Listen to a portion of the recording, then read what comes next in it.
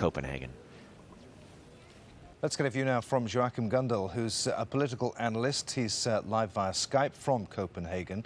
Tell us something about Denmark's Muslim community, how large it is and how they'll be feeling about what's happened this weekend.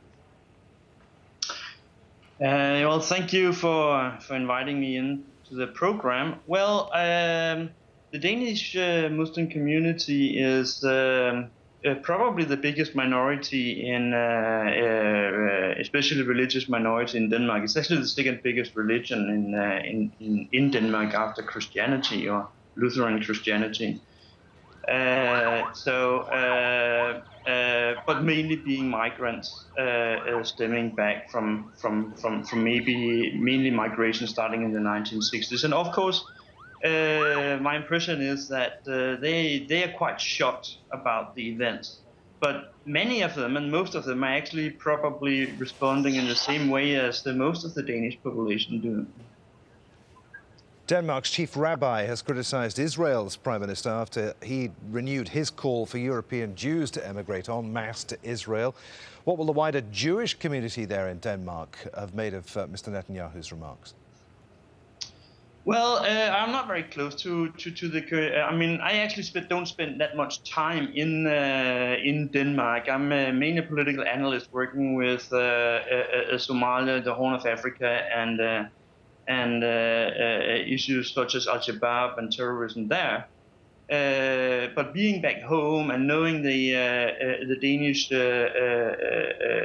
Jewish community, I mean, they have a long experience of being a minority in the Danish society, and as such have actually been showing quite a lot of solidarity with the Muslim community in Denmark in issues such as the right to have a mosque and to be a community in itself. So I wouldn't be surprised if they take a lot of distance to remarks by Netanyahu, the way that he has been stating the events today. Okay, so we've been talking about minority communities in Denmark. What impact will this weekend's events have had on the debate on immigration there in Denmark? Well, I mean, unfortunately, and the global events, you know, so events both inside in Denmark and the international events like the Charlie Hebdo event recently has a tendency to create a polarization in the discourse, which can be very unfortunate because it doesn't necessarily reflect the actual realities in the society. But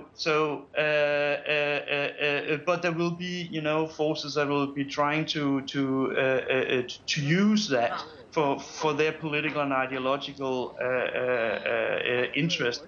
I mean, what strikes me is, you know, first of all, the way the Danish police has been handling the case very professionally, very sound, not going out making any conclusions before they actually had more knowledge.